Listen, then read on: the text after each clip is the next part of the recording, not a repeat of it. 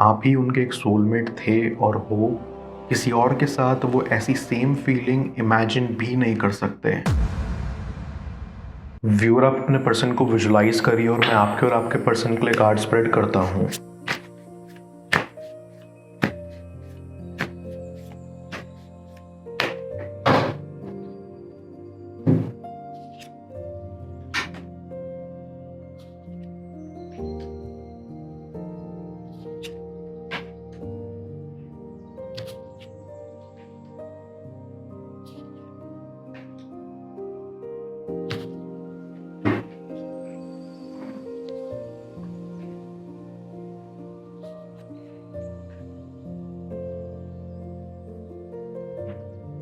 ऐसे ही आप में बहुत पॉजिटिव चेंज आए थे जब से आप इस कनेक्शन से जुड़े थे।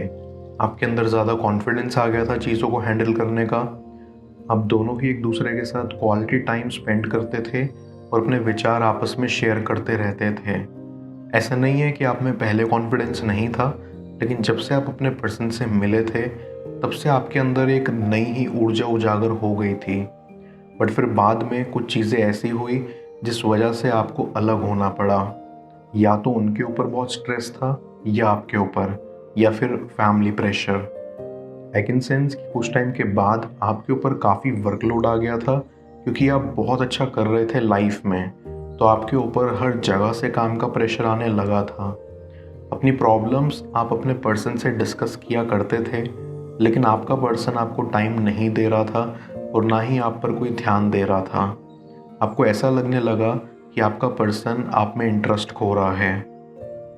आई कैन सेंस कि आपका पर्सन का मन इस कनेक्शन से भर गया था। वो चाहते थे कि वो एक ब्रेक लें।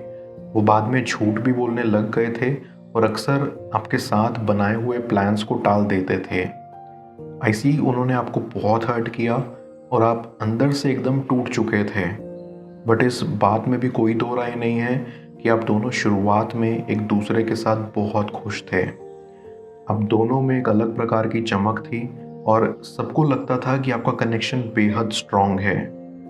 आई कैन सेंस कि आपको कुछ हेल्थ इश्यूज भी थे, लेकिन आपका पर्सन अक्सर इरिटेटेड रहता था इस कनेक्शन की सिचुएशन से। इसलिए उन्होंने सोचा कि वो आपको एक ब्रेक दें। आई गेट अ वाइब कि आप दोनों एक दूसरे से अलग रहते थे। आपके पर्सन को अपने करियर की वजह से बहुत प्रेशराइज्ड फील होता था और इस वजह से आपको कभी कभी लगता था कि वो आपको वक्त नहीं देना चाहते या वो किसी और से भी मिल रहे हैं, जो कि आपको लगा कि सच है। ऐसी यहाँ थर्ड पार्टी इन्वॉल्वमेंट भी था। ये देखकर आप और टूट गए थे, लेकिन वो जैसा आपके लिए फील करते थे वैसा किसी और के लिए नहीं कर पाए। फिर भले ही उन्होंने मजाक मजाक में किसी और से रिश्ता रखने की कोशिश ही क्यों ना की हो, उनके दिमाग में हमेशा आप ही चलते रहते थे।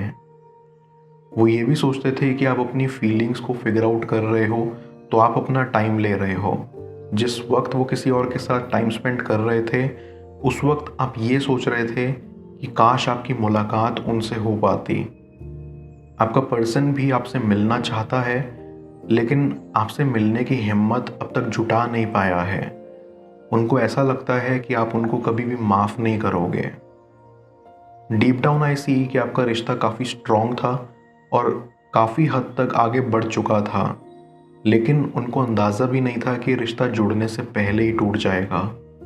वो भी आपको अलग देखकर खुश नहीं हैं। इसलिए अब आप दोनों ही आने वाले टाइम में एफर्ट करोगे इस कनेक्शन को वापस से ठीक करने में। भले ये थोड़ा मुश्किल सा आपको लगता है, लेकिन नामुमकिन नहीं, क्योंकि कोई भी मुश्किल चीज़ नामुमकिन नहीं होती। अब आपका पर्सन अपने एक्शंस को लेकर बहुत गिल्टी फील कर रहे हैं। वो सोचते हैं कि उन्होंने इतना प्यारा इंसान, इतना कीमती इंसान कैसे जाने दिया। उनको बेहद शर्मिंदगी भी महसूस हो रही है कि उन्होंने रिश्ता बीच में तोड़ दिया। आई ऑल्सो फील कि आप उन्हें अंदर से पूरी तरह से माफ़ नहीं कर पाए हैं, क्योंकि आपको ऐसा लगता है कि आपने काफ़ी लंबा वक्त उनके साथ गुजारा है और इतने लंबे अरसे बाद यूँ चीज़ों का बिखर जाना ठीक नहीं होता। कहीं ना कहीं आपने बहुत मुश्किल भरा टाइम देखा है उनके बिना। आपने बहुत स्ट्रगल किया है। आपको अपने दोस्तों के जवाब देने पड़ते थे जो आप दोनों के बारे में पूछते थे, और अंदर ही अंदर आप सोचते थे कि काश आपका पर्सन आपके साथ होता तो ऐसे दिन देखने नहीं पड़ते, या काश ये सब उन्होंने सफ़र किया होता। लेकिन आप फिर भी बहुत स्ट्रांग निकले।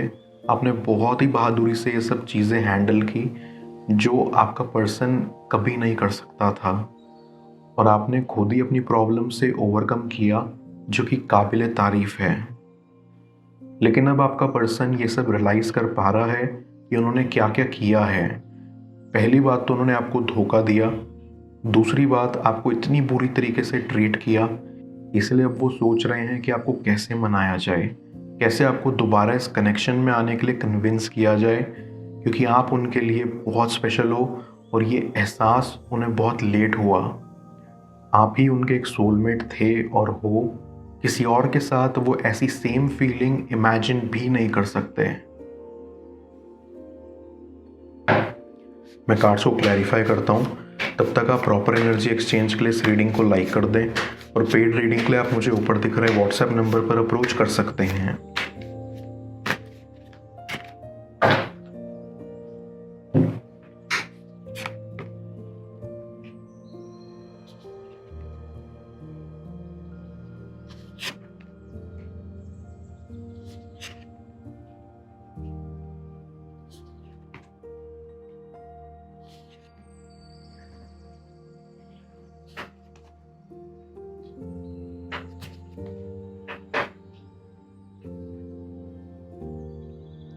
आई फील कि आपका पर्सन इस कनेक्शन को सुधारने की कोशिश करेगा।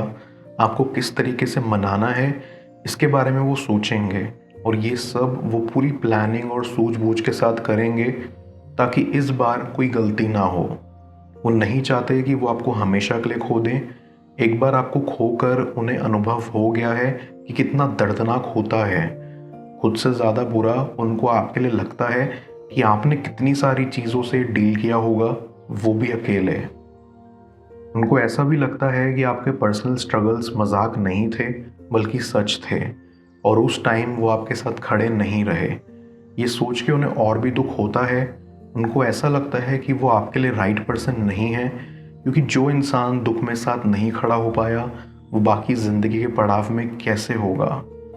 आई फील कि उन्हें ऐसा भी लगता है कि कहीं आपने मूव ऑन ना कर लिया हो, या आपने किसी और को पसंद ना कर लिया हो। ऐसी वो चाहेंगे कि पहले वो इन सब चीज़ों को कंफर्म कर लें, फिर उसके बाद ही कुछ डिसीजन लें। लेकिन अंदर ही अंदर उनके मन को भी ये मालूम है कि आप उन्हें बेहद चाहते थे और हमेशा उन्हीं के साथ रिश्ते में बंधना चाहते थे। इसीलिए अब वो चाहेंगे कि आपसे दोबारा मुलाकात हो। आपके पर्सन को खुद से ही इतनी नफरत हो चुकी है कि उनको लगता है कि वो इस कनेक्शन को इम्प्रूव नहीं कर पाएंगे। वो बेहद हेल्पलेस फील कर रहे हैं, इसलिए वो आपकी तकलीफ़ को ज़्यादा अच्छे से महसूस कर पा रहे हैं कि आप भी एक टाइम पर काफ़ी हेल्पलेस थे इस कनेक्शन को लेकर। आई कैन सेंस कि आपका कोई स्पेशल डे इस कनेक्शन से रिलेटेड जो आप दोनों को बेहद प्यारा है, वो भी आप दोनों को याद है। आपका पर्सन चाहता है कि वो आपको सरप्राइज़ दें और सच्चे दिल से माफ़ी मांगें। हालांकि वो आपके सामने आने से डरते हैं। उनको लगता है कि कहीं आप उन्हें रिजेक्ट ना कर दो या उन्हें सुना ना दो, क्योंकि वो हमेशा आपके गुस्से से डरते आए हैं। इसीलिए भी वो कभी कभी इस कनेक्शन को अप्रोच करने से कतराते हैं कि कहीं उनसे दोबारा कोई ऐसी गलती ना हो जाए जिससे आप उनसे नाराज़ हो जाएं।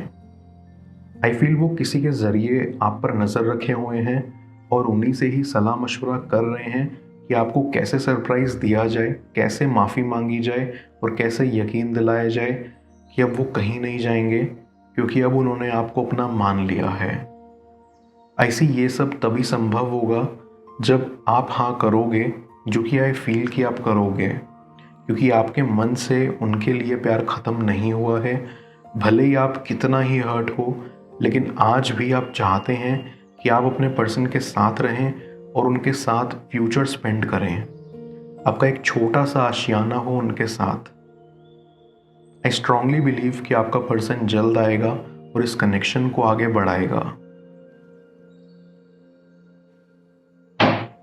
मैं ऑरेकल ऑफ द फेरीज की मदद से यूनिवर्स से आपके लिए एडवाइस पूछूंगा। देखते हैं यूनिवर्स आज आपको क्या एडवाइस करना चाह रहा है।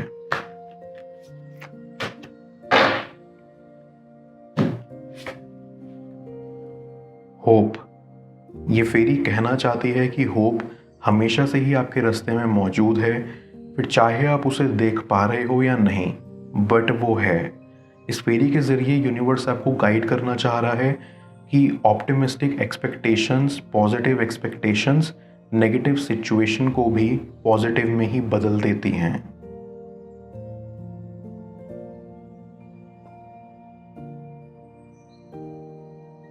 अगर वो शख्स तुम्हें हद से ज़्यादा याद करता है तो तुम्हें ये एक संकेत ज़रूर मिलेगा। क्या है वो संकेत, जाने स्क्रीन पर शो हो रही इस अगली टैरो रीडिंग में। पेड पर्सनल रीडिंग के लिए आप मुझे ऊपर दिख रहे व्हाट्सएप नंबर पर अप्रोच कर सकते हैं। मैं मिलता हूँ आपसे दोबारा अगली टैरो रीडिंग में। Till then, bless you.